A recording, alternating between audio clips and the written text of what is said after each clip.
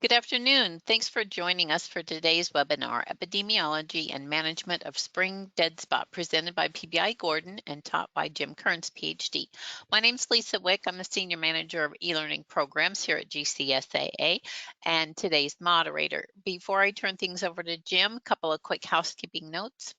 We are recording today's event.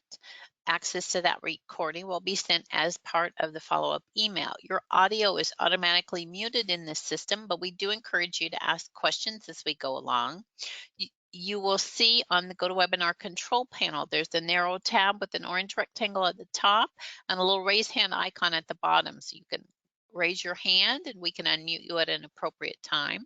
Or if you click on that tab, you'll see in the control panel, there's the question answer box and you can type questions in there and we can get those answered. That's also where you see the handout that you can download today if you'd like to do that. We hope that you find today's webinar valuable. It's brought to us in partnership with PBI-Gordon. With a full line of herbicides, insecticides, fungicides, growth regulators, and other products, the PBI-Gordon Corporation is a national leader in the professional turf and ornamental management industry. We thank them for their support of this program. This webinar has been approved for Education Point, and we'll give you a code at the end of the presentation that you can use to submit for your points.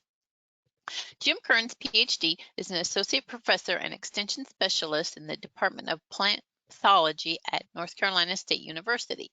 He earned his bachelor's in agronomy from NC State, master's in soil and crop sciences from Texas A&M University, and his Ph.D. in plant pathology from North Carolina State University. Kerns' research program focuses on summer stress management of creeping bentgrass, etiology and management of ultradwarf bermudagrass diseases, and nematode biology and management. He is a popular instructor of both GIS seminars and webinars for GCSAA. Please join me in welcoming today's presenter, Jim Kerns, Ph.D. Jim?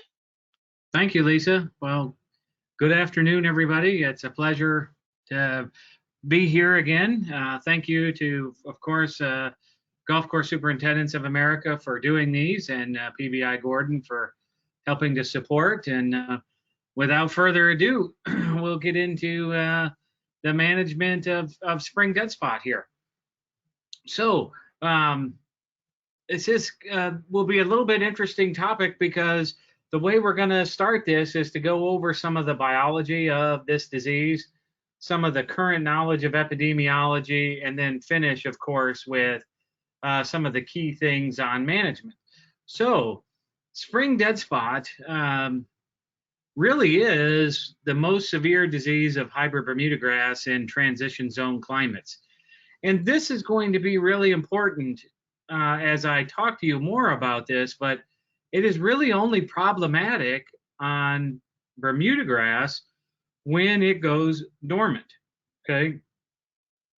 Now, it used to be thought it was just a bermudagrass disease, but it turns out it is becoming increasingly more common on zoysia grasses. Actually, my predecessor, Lane Treadway, started noticing this as more tee boxes were planted with zoysia grass, more home lawn areas. We started picking up spring dead spot on it. So it is not just solely a bermudagrass disease, although I would say it's definitely more prevalent on bermudagrass than zoysia grass. Now, what it does is it's caused by root, rhizome, and stolon infections by Ophiosorella species, right? Type of fungus. There are 3 different species that can cause this disease, okay?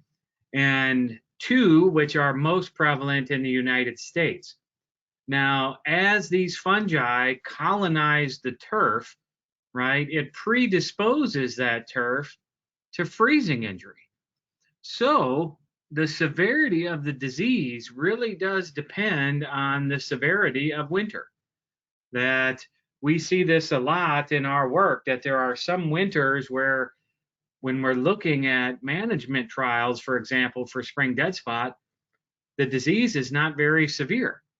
And then there are some cases, like in this picture, which happens to be from one of our spring dead spot trials from last year, you'll notice the severity is quite extreme. Now, part of the reason for this of the occurrence can be very random with this organism. And so what we like to do in research is inoculate field plots, like which was done on this champion bermudagrass putting green. So we ensure that it's there. And I won't have time to get into this, but as a suggestion moving forward, I would strongly suggest having David McCall, and he may have already done a webinar on some of his work, of looking at the random nature of how this disease develops. Because it is definitely a frustrating disease. If you would think of something like this over here on the right-hand side, and we would wait for this to happen, let's say this spring, we would lay our plots out this spring over this so we know where the distribution is, and then spray it the next fall. So that inherently adds a layer of complexity with management of this disease if we cannot reproduce it in the field. And fortunately, we can in a lot of cases. But Dr. McCall's work has really focused on trying to figure out some of these factors. So I have shamelessly borrowed his students some of his slides for this talk, but they're going to have a considerable more on some of the soil factors that may promote spring dead spot. So pretty easy disease. This is one of those where I like to make fun of plant pathologists. You know, it got its name spring dead spot because it occurs in the spring and it's dead. And it's usually a spot or a little bit larger. Okay. So, but it can vary for people who may not be as familiar with this, i.e. homeowners, maybe some extension agents. It can be hard to tell. But on at least an athletic field or golf course fairway, there's really nothing we can confuse it with.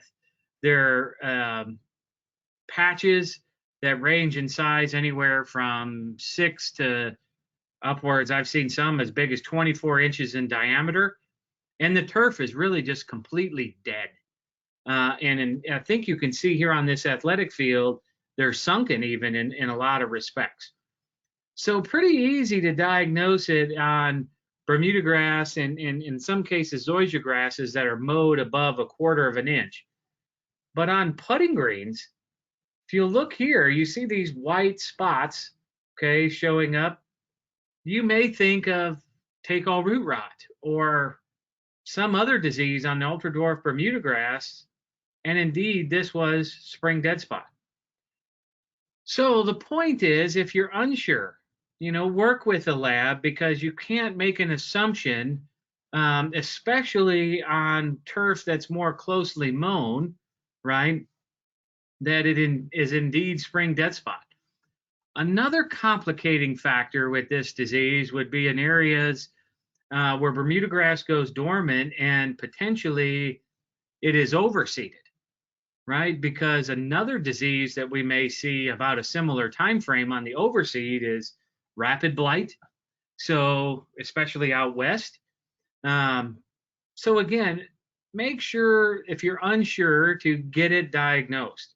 There are critical signs associated with this disease.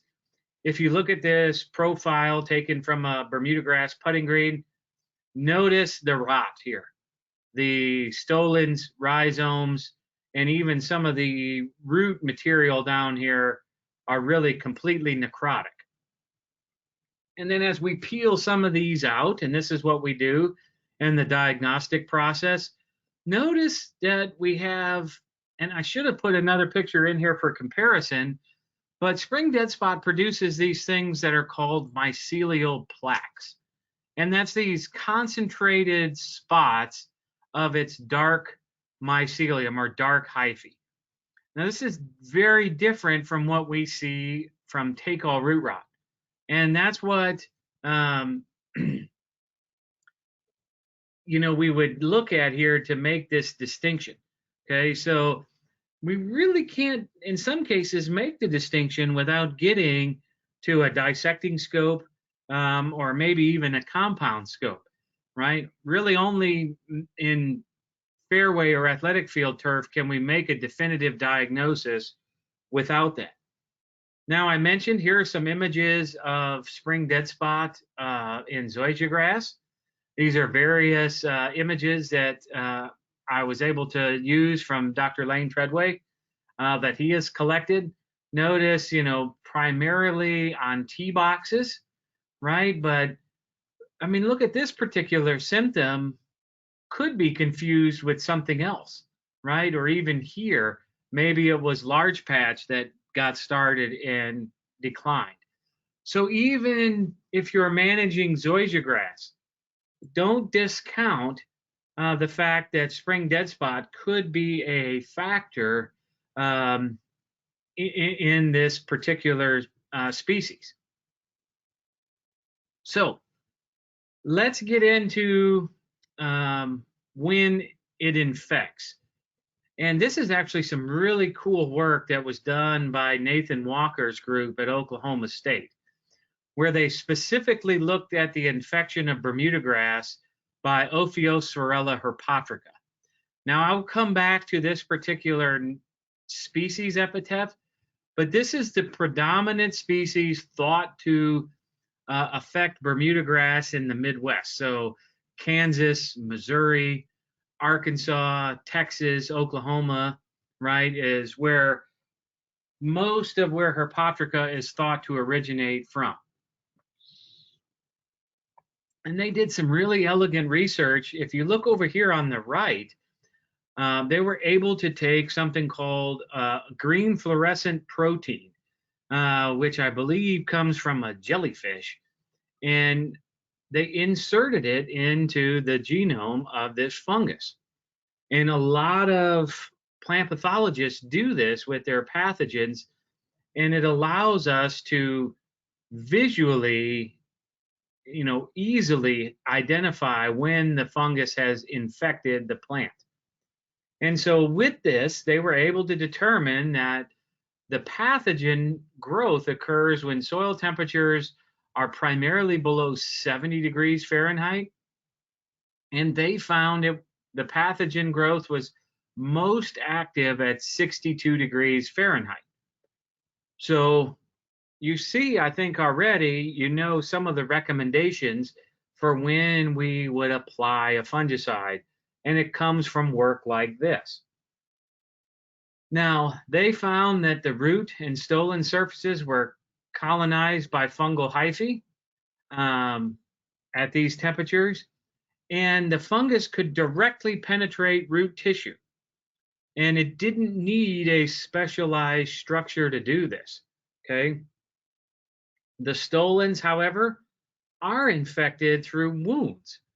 And so this would be important for those managing ultradwarf bermudagrass to think of understanding is when conditions become conducive for infection, we want to make sure these stolons are protected before we do something like a verticut or anything that may induce a wound, okay? So showing you a little bit about this infection temperature here. Now, when it does this, right, it starts to induce root, stolon, and rhizome rot during that fall and winter. And that rot only results in death of the turf when there is freezing injury, okay? You can have rot, but it will not kill the turf outright without some sort of exposure to freezing injury. And it's showing some of the rot here on the stolon, right down, rotting some of these primary roots. And you see much less root activity here in this plug in the unhealthy part versus the healthy part of this particular plug. Now, part of this rationale of getting people to look at the impact of freezing is this is something that's been documented for many, many years. L.T. Lucas, the first turf pathologist at NC State, talked about this, as did Endo and many others throughout the Southeast, that spring dead spot was generally most severe on north-facing slopes. So those slopes that take a little bit longer to warm up, okay? So again, getting to this idea of cold playing a role in the incidence and severity of this disease. And so this is that aspect quantified very, very well. So we have shoot survival percent here on the y-axis and temperature on the x-axis. And notice that when temperature was held at -2 degrees, we have almost 100% shoot survival here with TIF green, range from about 60 to about 100% here with mid-lawn, and some, even here, a pathogen was causing some reduction in shoot survival, but it probably wouldn't amount to a massive amount of dead tissue in the field. But as those temperatures decrease, look what happens with a lot of these. Shoot survival starts to plummet. And look at, in particular, Champion, right? It really, really goes down, especially when inoculated with 3 different pathogens here, all right? So it highlights very well that essentially Bermuda grass's freezing tolerance is decreased when it's infected with Ophiosorella species, okay? So highlighting the importance of this.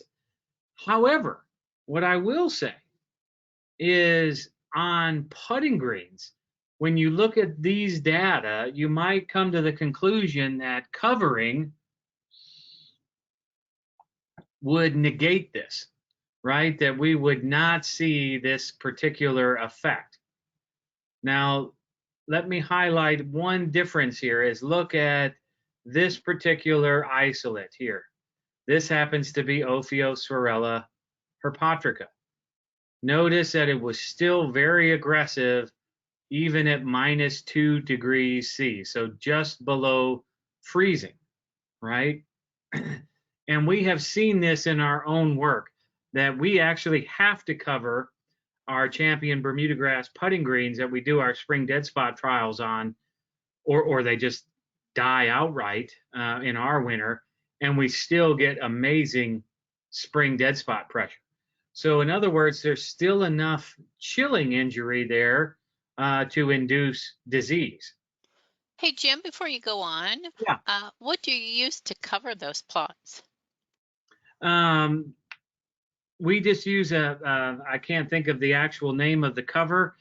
We worked with a couple of our local superintendents of what they purchased for their golf course, and that's what we used. A standard, I don't know if it's a green jacket or what kind of cover, Lisa, but we do use those like they would use on a golf course setting. Okay, thanks. Now, as I mentioned, there are 3 different species of Ophiosorella that cause spring dead spot, but 2 species that are most important in the United States. The 3rd species is Ophiosorella nemari, which has been documented in California, but it's primarily in Australia, New Zealand, and I'm drawing a blank on where else, but the 2 primary ones in the U.S. are herpatrica and cori. Now, it's always interesting to me when you look at these 2. I always think of our predecessors that had to do this and induce spores to be able to tell the difference between the 2, because just looking at the plate, how confident would you be in saying that these were 2 different species?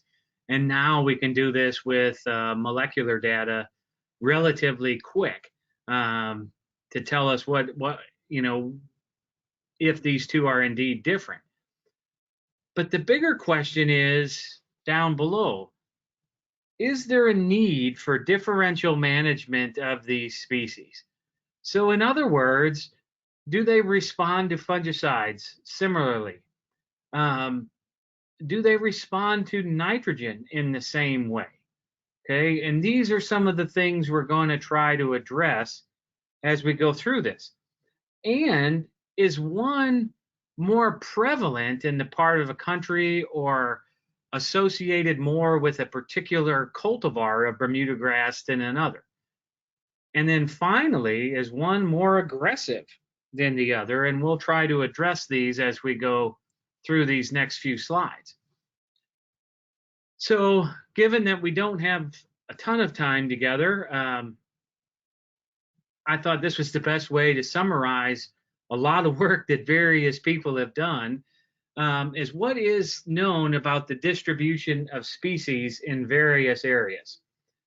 So I should have interchanged these two bullets because the first work was done by Ned Tisserat and Henry Wetzel, where they did a survey throughout Kansas. I think it included some of Arkansas and Missouri, Oklahoma, and Texas, and found that the predominant species they isolated was Ophiosphaerella herpatrica. But they were also able to isolate some cori.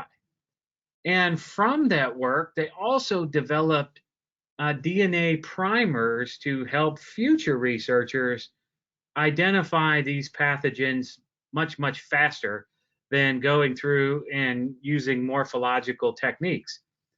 And so Lee Butler here at NC State, when he was working with Lane Treadway, followed up on this and did a pretty extensive survey throughout North Carolina and found, I think the final tally was about 80% of the isolates collected were identified as Ophiosphaerella cori. So an overwhelming abundance identified as cori. There was, however, some herpatrica. So what it's already alluding to is, as with most soil-borne organisms, it's rare that it's one pathogen or another. It's very typical that it could exist in more of a complex. And these studies were done very, very well, but also were done before newer cultivars had come out. The primary Bermuda grass cultivar that they were surveying was Tifway 419. There were a couple others in there. And when Dr. Miller, Dr. Lee Miller went to Missouri, he started noticing spring dead spot there and conducted another sampling. And although I think he found herpatrica was definitely in the majority, it wasn't quite as profound as it was in the study done by Wetzel, right? That in other words, they were seeing even more cori than he anticipated, right? And Dr. McCall's group, with Wendell Hutchins leading the effort, has also found a mixed population in the mid-Atlantic. Okay, so at one time, our program had basically said, you know, in North Carolina, Virginia, South Carolina, even, we could probably assume that it was cori. And you know what? I don't think we can really say that anymore. That it looks like it's a lot more mixed than what it used to be. And I'll try to establish an argument as to why. So I use these slides from Wendell Hutchins, and just a little background. Wendell is a Ph.D. student at Virginia Tech in Dave McCall's program and is doing some really, really phenomenal work on fleshing out more of the biology and epidemiology surrounding spring dead spot.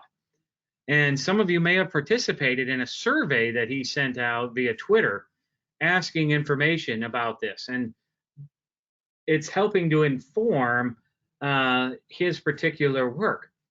Now, they did a pretty extensive sampling, you know, down even into North Carolina, throughout Virginia, and then even up into Philadelphia or through the mid-Atlantic. And notice that a lot of sites, in particular in the mountains of Virginia, they were isolating Ophiosperella herpatrica, okay? And up here in the Baltimore, Washington area, or the Chesapeake Bay, whatever, even up into Philadelphia. Now, we were hoping that there'd be a more clear definition behind, and I say we as I have the privilege to serve on his committee, but it's really Wendell. But the oddity here is you see Ophiosperella over here at the beach as well, okay? And North Carolina, they were able to isolate primarily cori and then through the Richmond area. So initially, they were not seeing a definitive trend with this. And then we went back and asked as many of these superintendents and turf managers as we could what variety of bermudagrass they were managing. And even though it still wasn't 100% of the time, there was a pretty clear distinction that those varieties that were bred to withstand the Midwest winters from Oklahoma and Kansas were the ones where herpatrica was isolated from. And the Tifways and things I bred maybe from Georgia or more southern areas they isolated cori more frequently. Okay. And they are publishing this paper in Plant Health Progress. And you all will see this eventually in golf course management, as usually golf course management partners with a couple of these journals to take that paper and then publish it for you all to see. So you will see this in the near future. But there was somewhat of a trend, as you notice, in the blue here is herpatrica when they use their spatial statistics software. And these tended to be areas that were a little bit more cool. The only oddity was finding herpatrica here. The bottom line is, I think I may be taking Wendell's data or out of context, is I don't know that we can necessarily make that assumption anymore that we know what we're dealing with. Okay. If spring dead spot has been a challenge for you and you just continually struggle with it, contact one of us, whether it's Wendell, myself. We have the tools to identify these very, very quickly. And I think you'll see why that's going to be important as we move forward in the presentation. So, of course, it's important to understand what we're dealing with. I'm a big proponent in that we need to know, what is the pathogen? And then more importantly, how does that pathogen react to environmental parameters? How does it grow in terms of temperature? And so Wendell was able to do this in a really cool thing called a gradient table, where you can have a whole host of isolates out and you have different gradients set up within a single chamber. And you'll see that it works very, very well, that this gradient was from 91 to 55 degrees Fahrenheit. And when we get this data, it is grown on a Petri plate because it's the easiest way for us to ascertain how temperature influences the growth of the pathogen, right? So what did they find? Now, looking at the two different species, they were pretty similar, actually. They had a pretty similar optimal growth at about 76.3 degrees Fahrenheit. So slightly higher than what Dr. Walker found. Now, how can we accommodate this difference? Number one, remember, this is on culture. There's nothing else competing with it. And I don't want to dive into this too much, but pathogens are actually really good at being able to adapt so they can be better at what they're doing. So what do I mean by that? It is well known in the literature that many soil-borne pathogens do not infect at their optimal growth temperature. And I think that's what Dr. Walker showed, at least with Herpotrica, that its optimal infection temperature may be lower than its optimal temperature for growth, okay? 80% of the isolates had the most growth between 55 and 87 degrees Fahrenheit. Now, that being said, you think of that window, do we need to apply fungicides within that window? And based on our experience, no, but we potentially might have a little flexibility, okay, that we could start that initial application at maybe 75 to 70 degrees soil temperature, okay, rather than hitting a perfect 70-degree mark. So essentially, this is very good because this is giving us some flexibility on that first application, okay? And here's that data again, adding in this, why I have honed in on 75 degrees is most of the growth is occurring then. Another reason for this is this organism is what is called an ETRI fungus, ectotrophic root infecting fungus. It's for lack of a better term, its native habitat is on the surfaces of roots, stolons, and rhizomes. It's always there, right? So giving a little flexibility on starting our fungicide applications around a 75-degree soil temperature could help limit the growth, which in turn would help limit infection. Part of the reason I say this, of giving the flexibility, is not knowing where everybody is on the webinar, or those of you who come back and watch the recording. For us in North Carolina, targeting 70 degrees has somewhat been challenging because I'll show you in a little bit, that window from 70 to 55 has gotten very, very narrow.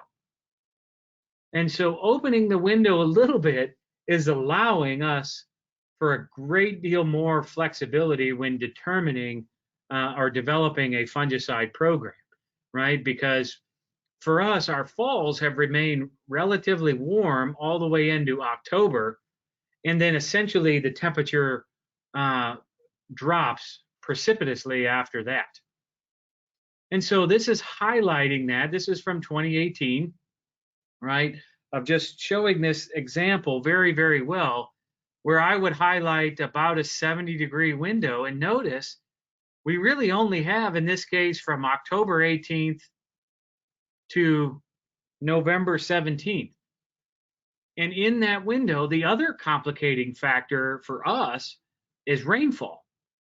We tend to get a lot of rain, or have the past 4 falls during this period. And so if we were able to extend that, maybe back into here, that gives us a little bit more flexibility of making these 2 very critical spring dead spot applications for suppression, at least in my opinion. Now, as I'll summarize at the end, the wonderful thing is, those of you with, this doesn't apply to golf course fairways, tees, or athletic fields, right? So this gives you a little bit more flexibility. But for ultradwarf putting greens, it's imperative that right during this window, you think about getting some spring dead spot suppression with the materials that you may be applying for take all root rot and mini ring, which are also active during that particular time, okay? This is a slide that Dr. Lane Treadway put together that I just thought was awesome. And this was going by what we had typically suggested for applications of making sure we hit the window between 55 and 75 and 70 degrees. And notice how narrow it really gets here in 2019, 2018, 2017. It doesn't give us a lot of flexibility there. It also highlights the importance of monitoring those soil temperatures, okay? And it can vary widely, that we can't think of a calendar in many cases, because, just back to look at 2011, how wide the window was for potential spring dead spot infection. Or 2015, I remember very, very well, because we had, this was when lexicon was becoming more prominent for applications for spring dead spot, and we had failures, right? And part of the reason was most of the applications were targeted up in September and October, and yet we still had windows of infection even down into December, okay?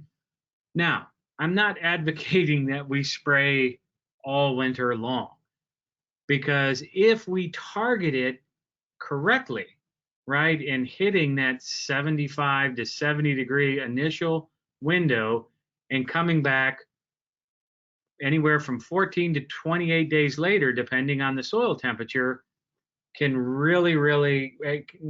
can completely eliminate spring dead spot. Now, a little bit about those were about the soil temperatures. So what are some cultural practices that influence spring dead spot severity and recovery? Now, number of things we're going to cover: cultivar selection, nitrogen fertilization, soil pH modification, what is known about fall potassium fertilization. Even the selection of pre-emergent herbicides can have an effect, okay? And then what about aerification, verticutting, etc.?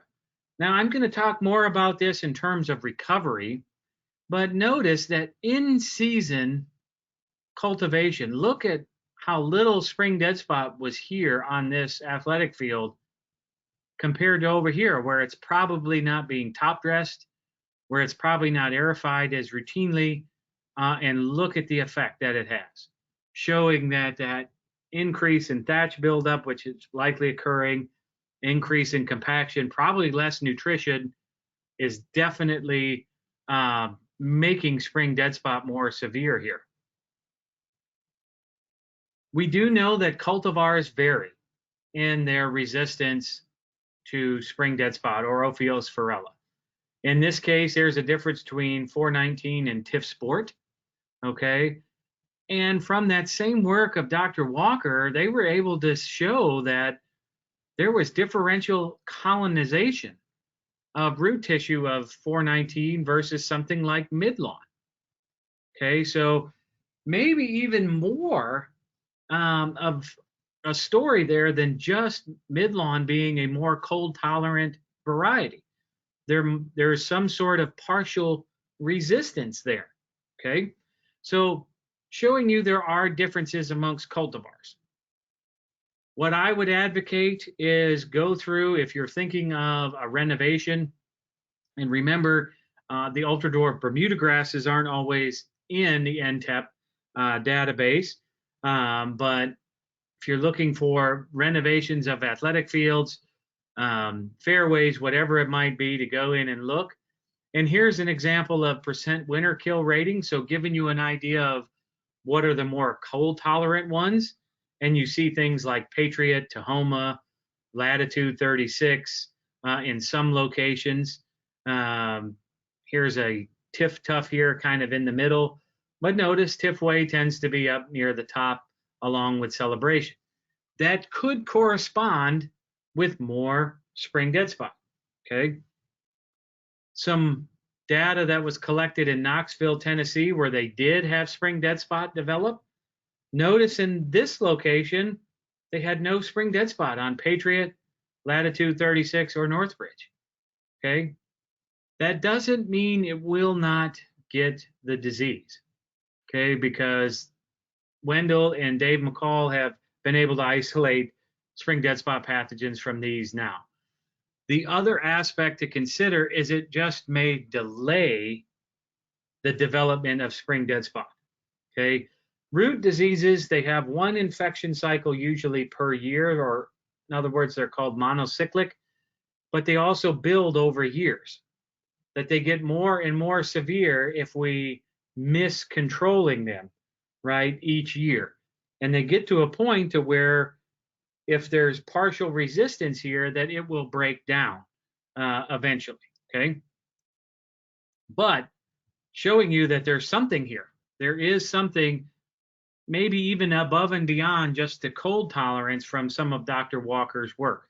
So do look and consider bermudagrass cultivar selection if spring dead spot has been a major issue.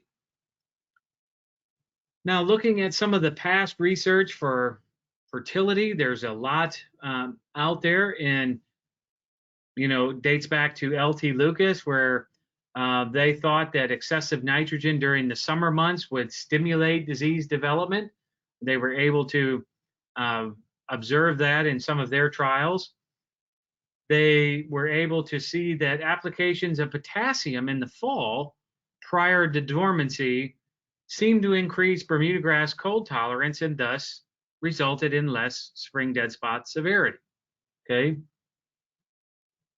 Now, Burt McCarty followed that up and did show that late season nitrogen did increase disease severity in the spring. So be cautious here of applying any late season nitrogen. But going crazy with something like potassium sulfate in the fall, right, at high rates at 240 pounds per acre, also increase spring dead spot severity.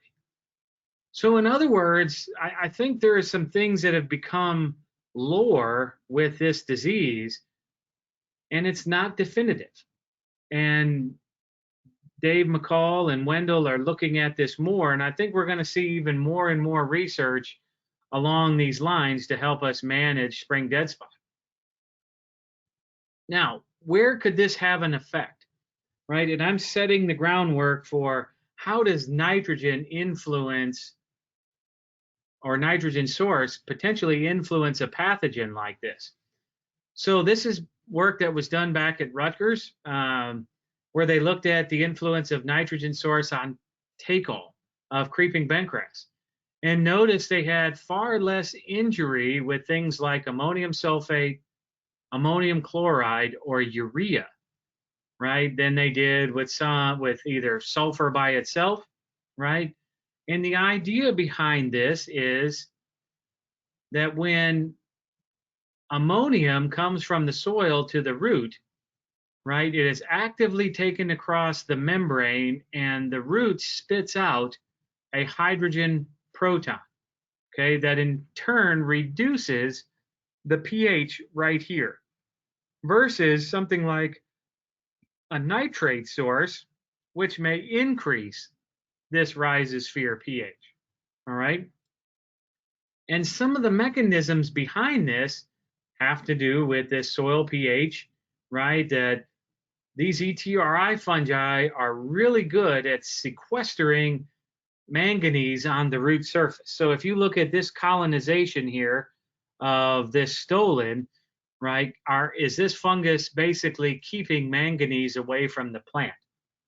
And if we use something to lower the pH ever so slightly right here, that may allow for more manganese solubility, which then in turn allows the plant to resist infection. Another interesting factor is that lower pH, again, right here on the surface, may promote certain bacteria like fluorescent pseudomonads that may help also limit fungal growth. Now, this was shown for take-all of creeping bentgrass. We have shown this in a limited capacity for take-all root rot of ultradwarf bermudagrass, but is this true for spring dead spot? Okay. And this was work that Dr. Treadway did when I happened to be a student with him, where we inoculated bermudagrass with, on each pane, cori is on the left and herpatrica is on the right. And what was interesting is calcium nitrate almost completely eliminated disease caused by cori, whereas ammonium sulfate almost completely eliminated disease by herpatrica. So it is showing that there could be differences here between the two, and urea really didn't do anything at all. So it's showing that something else is going on, and indeed, there wasn't a definitive correlation between pH here or anything other than these two sources had a definitive effect in Raleigh, North Carolina on that particular soil type. And I say that because Dr. Miller in Missouri repeated this, and he didn't see the same results in Missouri. Okay, so it may be something worthwhile to look at. And I know some have looked at calcium nitrate here in North Carolina. And those of you who primarily dealt with Herpotrica, you may want to consider ammonium sulfate here. Now, looking at recovery and if it's influenced by pre-emergent herbicides. Indeed, it is. If you look at your untreated here, you have some that hinder recovery when spring dead spot is there, right? You see common ones, barricade, pendulum, surfland, dimension, spectacle, and tower versus Ronstar did not inhibit recovery. Now, I know this is becoming challenging, right? Because there is widespread resistance among weed species out there that we need to be able to rotate a lot of these materials.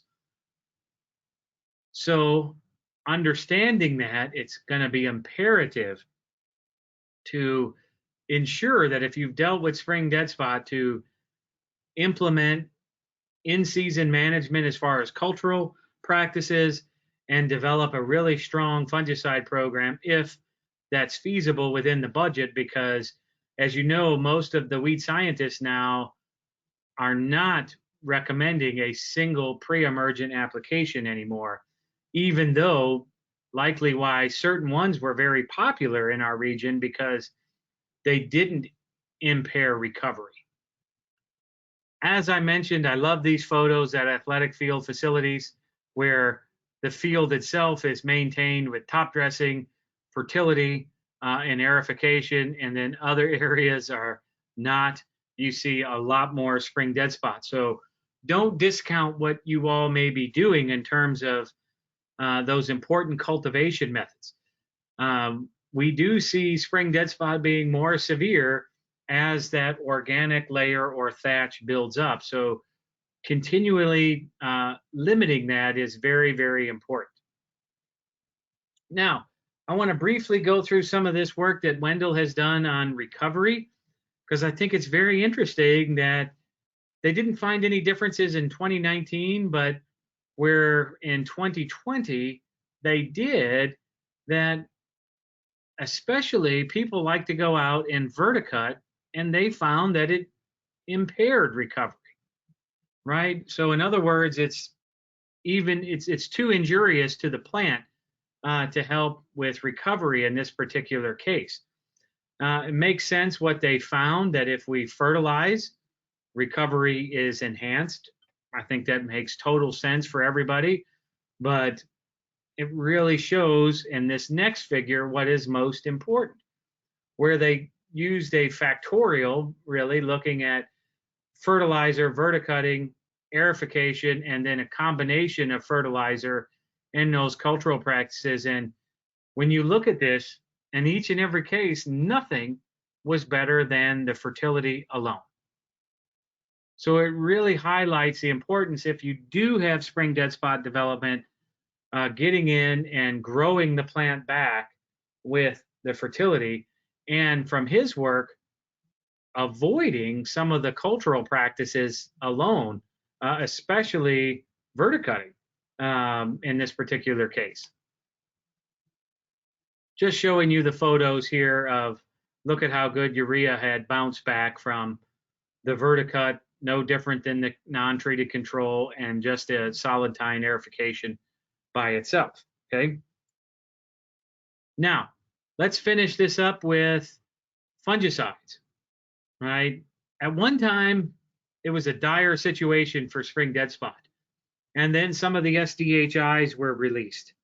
So here's one, Posterity. I think many of you know, provides phenomenal control of spring dead spot. Here's our non-treated control, Posterity working very, very well. Valista, for some reason, in just this particular year, did not perform as well as it had in the past. But options, right? Also, we see that there could be some other effects. And these were photos that were sent to me by golf course superintendents showing you this enhanced, I hate to say browning, right? But an enhanced dormant color to where it's not as dark with something like a Posterity. Okay. So there are some side benefits to these materials. I think one of the more interesting stories was a product called Kubota, right, which is isofetamine. And we started working with this in 17, I believe, primarily because David McCall put it out and found that it controlled spring dead spot very, very well. And lo and behold, we did it in 17 for the first time. And we rarely get flawless control of spring dead spot. And Kubota did that. And you saw Posterity doing that as well. We didn't expect this from an SDHI, folks, when we initially started working with this. And so moving forward, one of the reasons to highlight Kubota is it is one of the few products I've worked with for 4 years that has consistently provided exceptional control of spring dead spot. I apologize for the phone going off there. But notice here again, Kubota providing exceptional control, right? For spring dead spot, Valista still doing well, right? But interesting that Kubota, when we first started working with it, great control.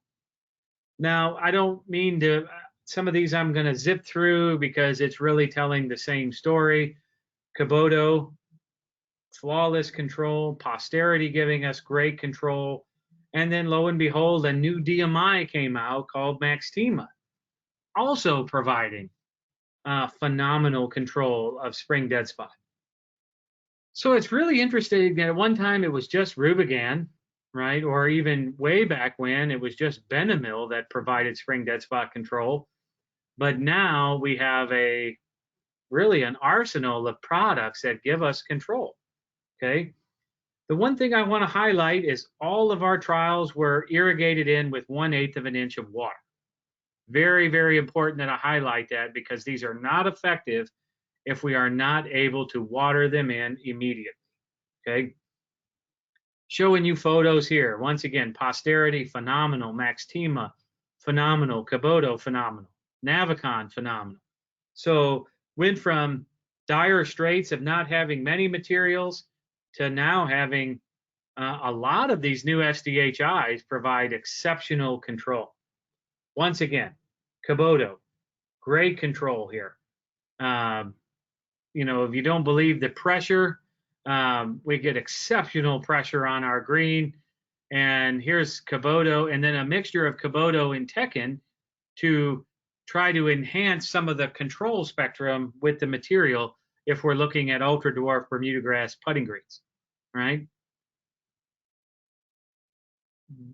Beating a dead horse here, Posterity doing very, very well. And one of the interesting things is, especially those of you with fairways, is we're seeing good control with some of these materials. If you'll notice, Kubota at 1 ounce, Valista at 0.5, Posterity at 0.24. So in a fairway setting, you may be able to get away with less active or less product, which I think would definitely help the bottom line of the budget, okay? And Wendell saw the same thing. It is interesting that no matter what location they were at, Kubota performed very, very well, as did Maxtima. Posterity performed well when there was a mixed population, as did Valista. Not quite as well when it was just cori in this particular case. What's the lesson?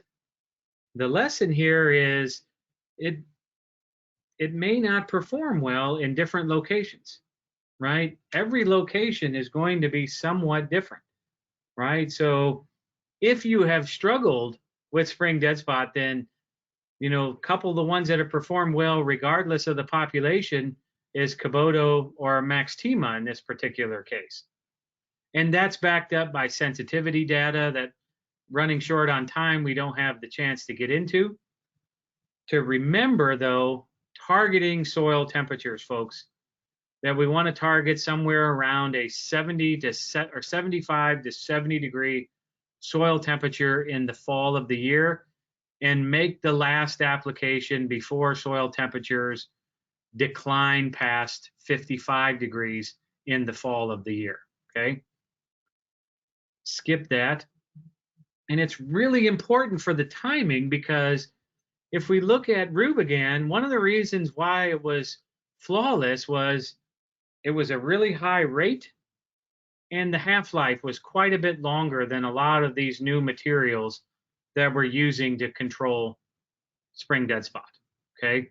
And I borrowed this slide from Dr. Treadway because it was a really nice illustration of this. Okay. That why the timing is so important in looking at these soil temperatures.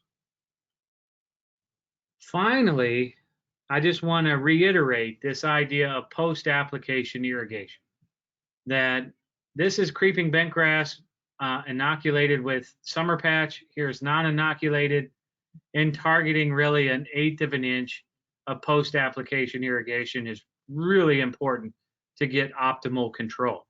Notice that the couple spins of the head or the 1/10 of an inch did nothing, and leaving it on the surface also did nothing. Okay, so water these materials in to have the best effect.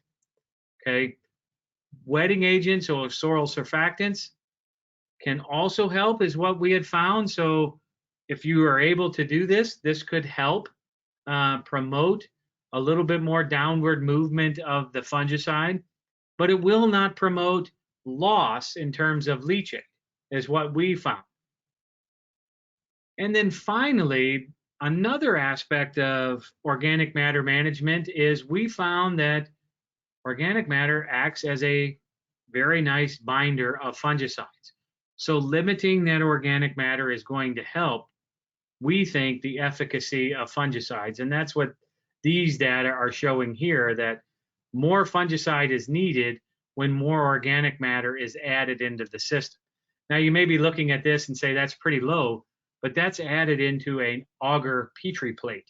Okay, so it's pretty high when you think of putting the fungus directly on top of it. Finally, I just want to summarize. We have two separate pathogens.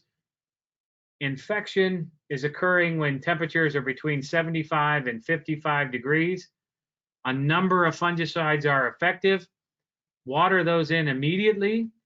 Don't neglect those cultural practices in season, and be cautious with some of the herbicides, or at least if you have to, and I know many of you do have to rotate to get control, make sure you have a good spring dead spot program in the fall of the year so you're not worried about recovery. And then this is showing you that aspect of soil temperature. And if you want to know where to get it from, a really nice resource is the Greencast from Syngenta.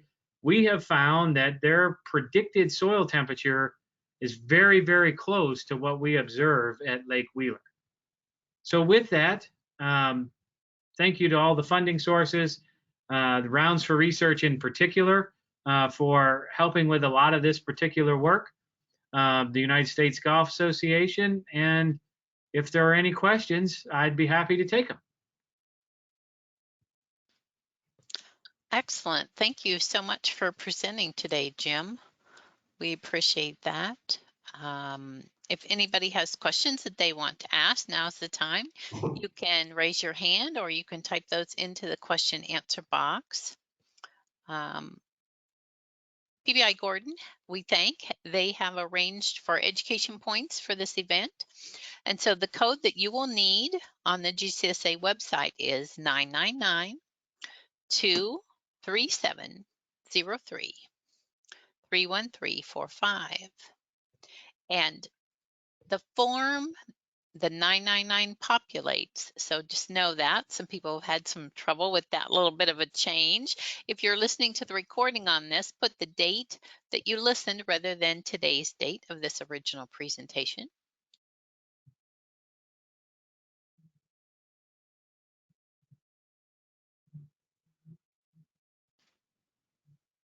Not seeing any questions here, Jim. Again, teach for us. Anybody who missed this at the top of the hour, um, we are going to go to San Diego. I can feel it in February. Um, so submit to teach, share your expertise with us. The form is online. It's easy to fill out. Deadline is March 26th so that the task group can review those proposals. We'll see what kinds of things they come up with. If you have not tried the GCSA Now app, I encourage you to do so. There's a little bit of information there about that. The calendar will have all of the live webinar events on it, and you'll get notifications about that. There are different surveys as well.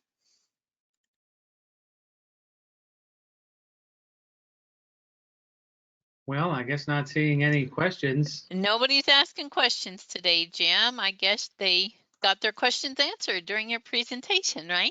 Well, that's what you always hope, right? So thank you again, Lisa. Thank you to GCSAA and PBI-Gordon for the support, not only of this, but of our program and all of the companies that supported our spring dead spot work that we presented. We really do appreciate what you all do. And if anybody listening to the recording or on here, if you have any questions, send me an email, give me a call. We'd be happy to answer them. So thank you all very, very much. Thank you, Jim. Thanks everybody for joining us. We hope to see you online again soon. Stay well. Have a great day. Bye Thank you, now. Lisa. Bye-bye.